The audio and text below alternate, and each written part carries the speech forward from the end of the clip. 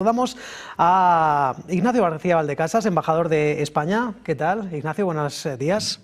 Hola, buenos días, Manuel. ¿Cómo estamos? Un saludo para ti y para todos nuestros telespectadores de Negocios Televisión. ¿Y cuáles fueron para ti esas claves de esas negociaciones en Omán, en las que, pues hubo, las declaraciones que cabía esperar del ministro de Exteriores de Irán, Abbas Araghchi, que han sido constructivas? Nos emplazamos a una segunda ronda, una nueva ronda de negociaciones y siempre dejan algún espacio dentro de esa diplomacia para dar a entender que están preparados para un posible ataque en medio de ese incremento de fuerzas de presencia militar en Oriente Medio por parte de Estados Unidos. ¿Cuáles han sido para ti estas claves de estas negociaciones y hacia dónde crees que van?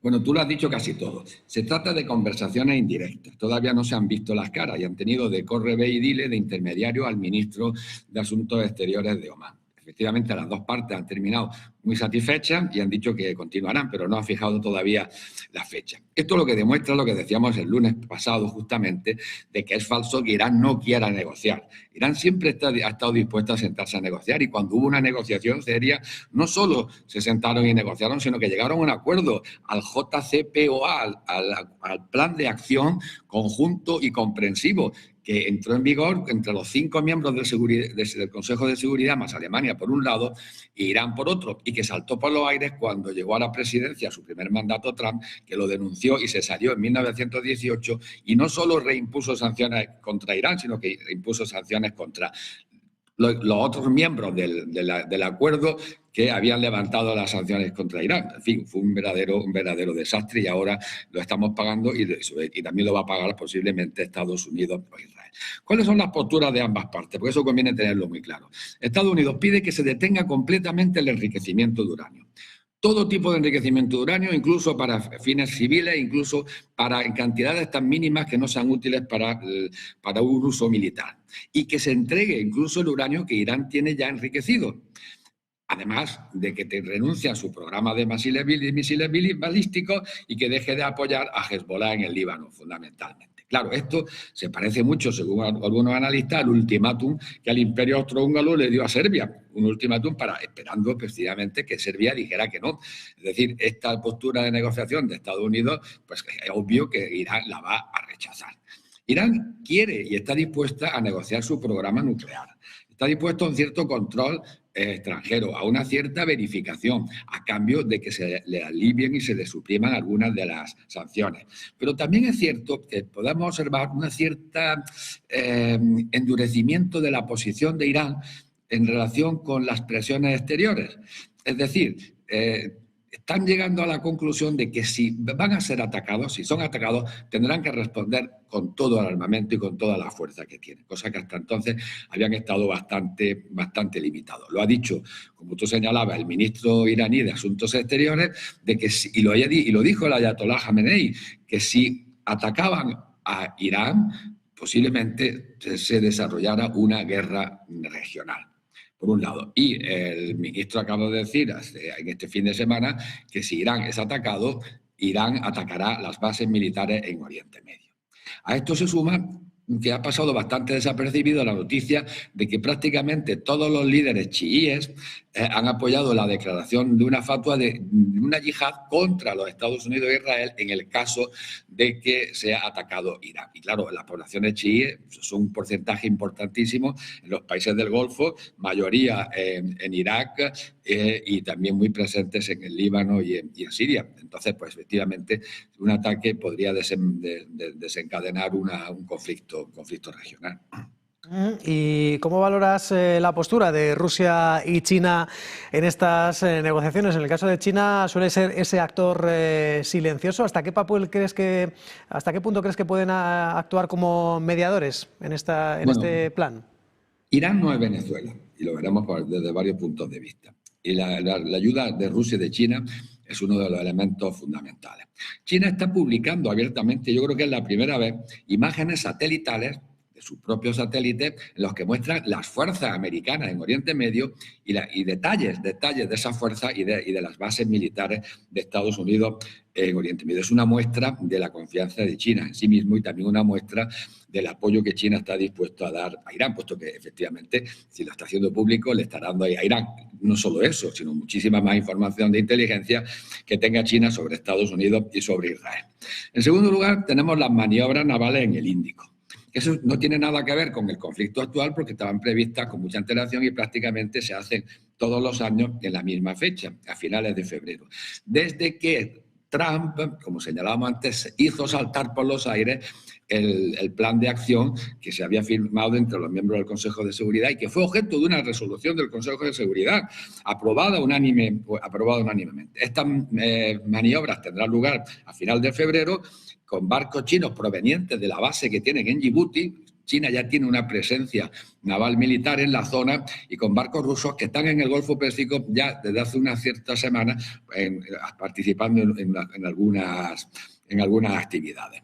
A esto se suma el ferrocarril, el vínculo por ferrocarril, la comunicación por ferrocarril que se ha establecido recientemente entre Irán y China a través de Turkmenistán y Kazajstán, lo cual también asegura el suministro a China de energía y de materias primas por parte de Irán, incluso en el caso de que se cerrara el estrecho de Hormuz. Ambas partes ayudaron a Irán a desmantelar y a hacer inoperativo el sistema Starlink que había sido utilizado por el Mossad y las agencias de inteligencia occidentales, el MI6 y la CIA, para animar las protestas y poner en comunicación a los distintos agentes provocadores y miembros del Mossad que estaban promoviendo estas protestas. Ambos le van a dar a Irán toda la ayuda necesaria y, desde luego, como yo dije el lunes, Rusia hará todo lo posible por suministrar a Irán lo que necesita para derribar algún avión norteamericano o a dañar algún barco si es que finalmente se produce el ataque en gran escala de Estados Unidos contra Irán. Hoy Irán es más fuerte, según los analistas militares, que lo eran cuando estuvo lugar la guerra de 12 días en junio de 2025, junio del año pasado. Está muy preparado, no tiene aviación, es cierto, pero está muy preparado para la guerra naval. Es uno de los 6 países que está más avanzado en los drones para el combate terrestre, pero sobre todo también drones para combate naval y para misiles antibarco de largo alcance, que eso favorecería a Irán en caso de un enfrentamiento. Israel y Estados Unidos no tienen defensa aérea suficiente para hacer frente a un ataque masivo de Irán contra Israel y contra las bases militares y la flota norteamericana. Bueno, pues de esa guerra de 12 días que Israel puedo deducir que salió más debilitada de esa guerra en junio. Israel, que parece que puede ser, pues en este caso, el mayor escollo al que se enfrente Donald Trump, con unas elecciones que también hay en Israel para la fase final de este 2026 y con un Benjamin Netanyahu que pues necesita siempre estar en tensión permanente y estar en algún tipo de conflicto. ¿Va a ser el mayor escollo el segundo mayor escollo después de Irán al que se enfrente Donald Trump con estas negociaciones, la postura de Israel, ese incordio de Benjamin Netanyahu? Es que yo creo que la postura de Israel no sé si la tienen claramente definida, completamente definida, porque el 14 de enero fue Israel el que pidió a Estados Unidos que detuviera los ataques, puesto que las respuestas iraníes eran contra Israel, e Israel ya no podía seguir aguantando los ataques de los misiles y de los drones iraníes. Israel debe estar instalado en una cierta duda, se debe estar preguntando si ya ha pasado, si ya se ha cerrado la ventana de oportunidad para someter a Irán por parte de Israel y de Estados Unidos, o esa ventana está abierta ahora pero se va a cerrar en algún momento. ¿Por qué digo eso? Porque Irán está bastante fuerte, el régimen se ha visto en las protestas, recibió la ayuda de Rusia, la ayuda de China y el apoyo de una parte importante de la población. Es cierto que otra parte importante de la población está en contra del régimen de los ayatolás, pero una parte importante de la población iraní está a favor del régimen de los ayatolás y salió a la calle millones de personas para manifestar ese apoyo. O sea que y los ataques exteriores pues lo promueven.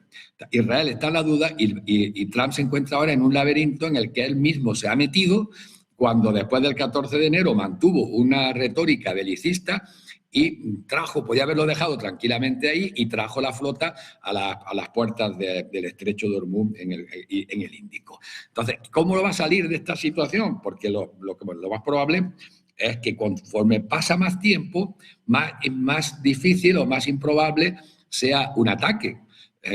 Según podamos observar, y el ministro saudí de Defensa, el príncipe Khaled bin Salman, ha sido bien claro, y leo textualmente: si Trump no cumple su amenaza, el régimen iraní saldrá reforzado. Los partidarios de atacar a Irán han cogido esta frase para decir: Arabia Saudí ha cambiado de opinión y es favorable a un ataque. No, no es cierto. Arabia Saudí no ha cambiado de opinión, sigue contraria a un ataque, pero el ministro de Defensa lo que está describiendo es la realidad. Si ahora Trump no cumple su amenaza y no hay un ataque, el régimen iraní va a salir reforzado. Entonces, ¿qué va a ocurrir? ¿Cuál va a ser el desenlace? Y con eso ya termino. El desenlace lo más probable es que sean unas negociaciones de resultado de mínimo, que ambas partes terminen diciendo que están muy satisfechas, que han sido unas negociaciones fructíferas, donde va a haber, por un lado, un pequeño avance en materia del programa nuclear de Irán, que por supuesto no llegará al plan de acción del año 2015, y por otro lado habrá una pequeña reducción de las sanciones.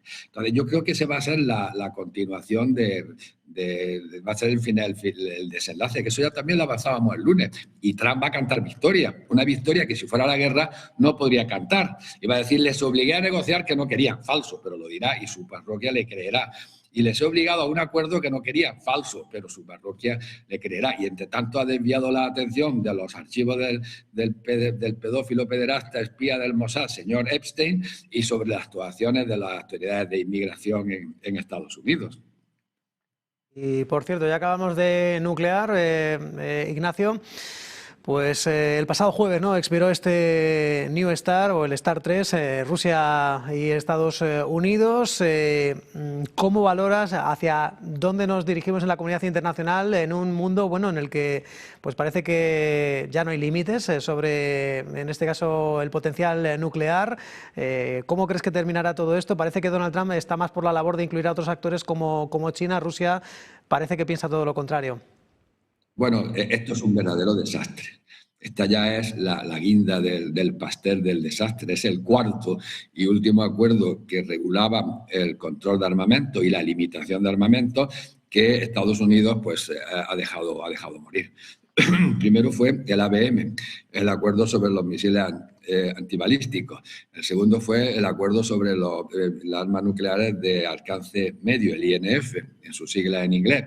En tercer lugar fue el Tratado de los Cielos Abiertos y ahora pues el Tratado de las Armas Estratégicas, de las armas nucleares, de los misiles nucleares estratégicos. Entonces, ¿cuál va a ser la situación? Pues ahora mismo la situación es de un vacío. Rusia ha querido en los 4 casos mantener vivos esos acuerdos y luego intentar, aparte, en paralelo, incorporar a China. Pero, por ejemplo, en el caso de START, que fija en 1.600, creo, el número de ojivas nucleares que puede tener cada parte, yo no soy un experto en desarme, China está muy lejos de ese número. A China no le interesa meterse ahora mismo a que le limiten sus ojivas cuando está quizás a 500 o 600 ojivas, es decir, 1.000 por debajo de Estados Unidos y de Rusia.